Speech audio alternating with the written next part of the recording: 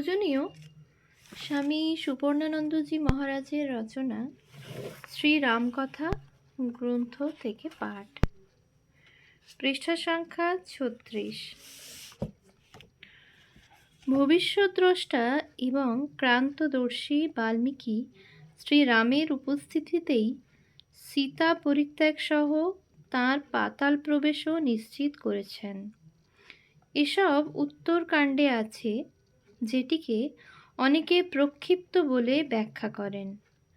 যুক্তির সন্ধান তাঁরা পান না, কিন্তু যোগীরাজ বাল্মীকির কেন, যুক্তিবাদীরা নিজেদের মনের খবরও তো সবসময় পান না। তারা এক করেন, অন্য ভাবেন। মহর্ষি সপ্তকাণ্ড রামায়ণ লিখে ভাবলেন, কহ নো এতৎ প্রযুঞ্জিয়াত। দ্রষ্টব্য বাল্মীকি রামায়ণম আদিকাণ্ডম 4/3। কে এই কাব্যের প্রচার করবে, প্রয়োগ করবে? যেন দৈব নির্দেশেই সে সময় লব কুশ দুটি ভাই মুনিবেশে এসে তাঁর পদযুগল বন্দনা করল। বাল্মীকি এই রাজকুমার দুটিকেই মনোনীত করলেন। দু ভাই এমনিতেই যেন শ্রীরামের প্রতিবিম্ব, মধুরভাষী, সুকণ্ঠী, সঙ্গীতবিদ্যায় পারদর্শী। তারা ঋষির নির্দেশে সমগ্র রামায়ণ কণ্ঠস্থ করে বীণা সহযোগে সমলয়ে বিভিন্ন রাগে, তালে এবং রসে ঋষীণাং চ দ্বিজাতীনাং সাধূনাং চ সমাগমে। দ্রষ্টব্য বাল্মীকি রামায়ণম আদিকাণ্ডম 4/13। ঋষি, ব্রাহ্মণ এবং সাধুদের সমাবেশে রামায়ণ গান সমাহিত চিত্ত হয়ে করতে লাগল।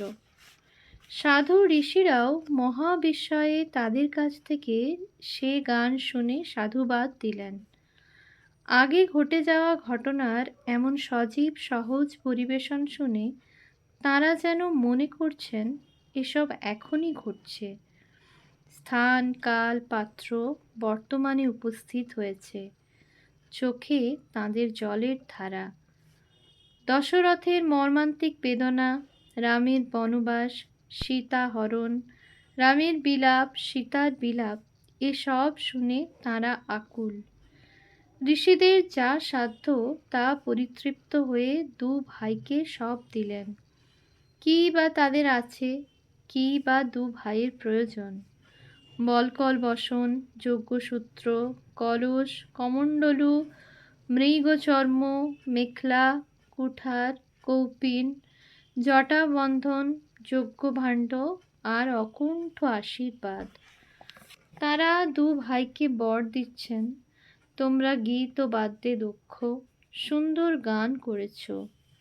ঘটনাগুলি যেমন যেমন ঘটেছিল তেমন তেমনই পারম্পর্য বজায় রেখে করেছ।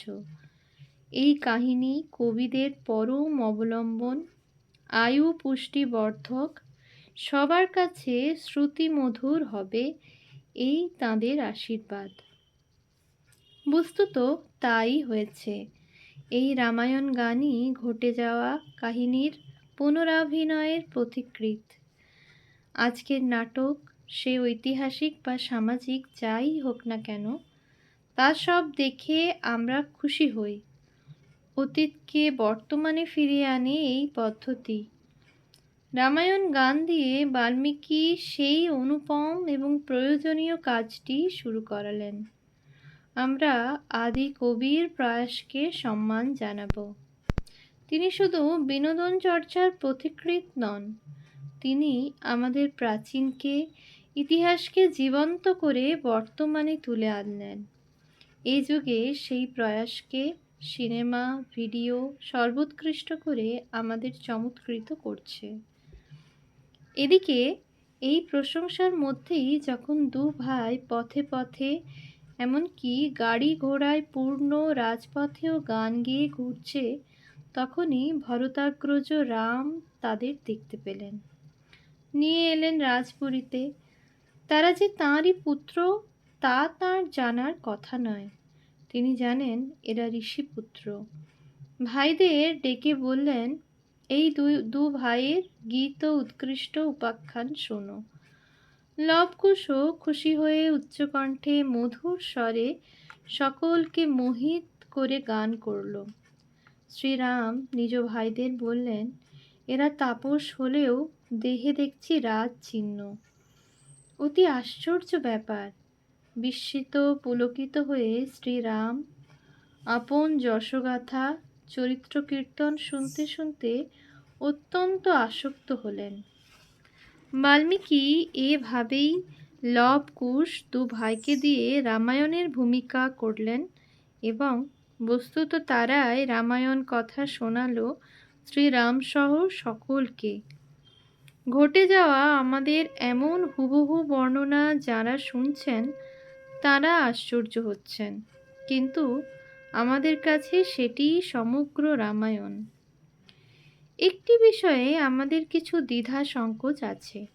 নারদ যখন প্রথম সর্গে সংক্ষেপে রামায়ণ বর্ণনা করলেন 21 থেকে 89 শ্লোক পর্যন্ত, তখন তিনি সীতার বনবাসের উল্লেখ করেননি। রামচন্দ্র জটাভার ত্যাগ করে সীতা ও ভাইদের নিয়ে রাজ্যভার গ্রহণ করলেন। এখানেই শেষ হয়েছে নারদ বর্ণিত রামায়ণ।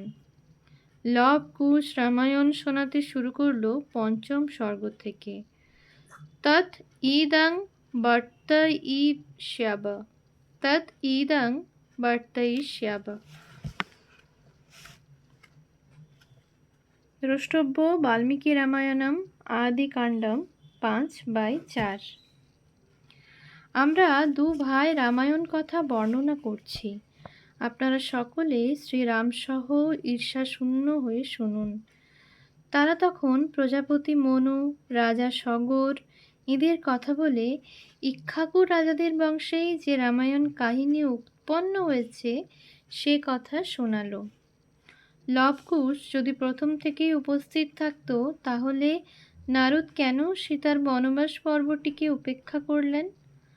আমরা যদি ভেবে নিই যে বাল্মীকি প্রচারকদের খুঁজছিলেন এবং পেয়েও গেলেন লবকুশকে, ঠিক যেমন ভাগবত রচনা করে তার প্রচারের জন্যে বাসুদেব শুকদেবকে খুঁজছিলেন, তাহলেও প্রশ্ন আসে, উত্তরকাণ্ডের 93-94 সর্গে কেন আবার লবকুশ অশ্বমেধ যজ্ঞ সভায় রামায়ণ গানের জন্য আহুত হলো?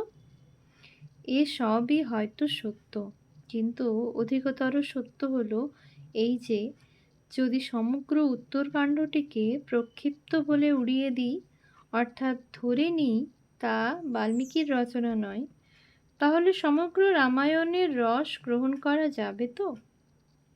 লবকুশের রামায়ণ গান ছাড়াও তাদের অস্তিত্ব এবং কর্ম তো তপোবনকে ঘিরেই। অযোধ্যা নাম নগরী তত্রাসিত। বস্তুত সাতকাণ্ড রামায়ণ গান এবার শুরু হচ্ছে। লবকুশ গাইছে অযোধ্যা রাজসভায়, শুনছেন স্বয়ং শ্রীরামসহ সকলে। বাল্মীকি তাঁর 2 শিষ্যকে দিয়ে রামায়ণ কথা এভাবে প্রচার করছেন। লবকুশ রামায়ণ কথা শোনানোর আগে শ্রোতৃবৃন্দের উদ্দেশ্যে একটি শর্ত আরোপ করছে। তৎ ইদং বর্তয়িষ্যাব শ্রোতব্যম অনুসূয়তা। দ্রষ্টব্য বাল্মীকি রামায়ণম আদিকাণ্ডম 5/4। শোনাবো আমরা ঠিকই, কিন্তু ঈর্ষাশূন্য হয়ে শুনতে হবে। মন থেকে বিদ্বেষ দূর করতে হবে, ক্রোধ দূর করতে হবে, ঈর্ষা দূর করতে হবে। এসব বলার কারণ রামচরিত শুনতে শুনতে শ্রোতার মনে সমালোচনার ভাব জাগতে পারে। তার সব লীলার আধুনিক কালের ভাষায় বৈজ্ঞানিক ব্যাখ্যা খোঁজার চেষ্টা থাকতে পারে। সে সব থাকলে পূর্ণ ফল লাভের সম্ভাবনা থাকবে না। ধর্ম, কাম, অর্থ এবং অবশ্যই শেষে মোক্ষ ফল আমরা পাবই। নিছক শোনার জন্য শ্রীরাম কথা ব্যাখ্যাত হচ্ছে না। লবকুশেরা ছোট ছেলে হলেও রাম মহিমা কি তা জানে। সে মহিমা সবাই জানুন, তারা তা চায়। এই জন্যই তো রামায়ণ গান তারা অত্যন্ত আন্তরিকতার সঙ্গেই গাইল। সরযূ নদীর তীরে প্রভূত ধনধান্যশালী এবং স্ফীত অর্থাৎ আয়তনে ও ঐশ্বর্যে বড় কোশল নামে এক মহাজনপদ আছে। এই কোশল ভারতের 16টি মহাজনপদের একটি। সীমানা ছিল উত্তরে নেপাল পর্বতমালা, পশ্চিমে গোমতী নদী, দক্ষিণে সর্পিকা নদী। সেখানে লোকবিশ্রুত অযোধ্যা নামে একটি নগরী আছে।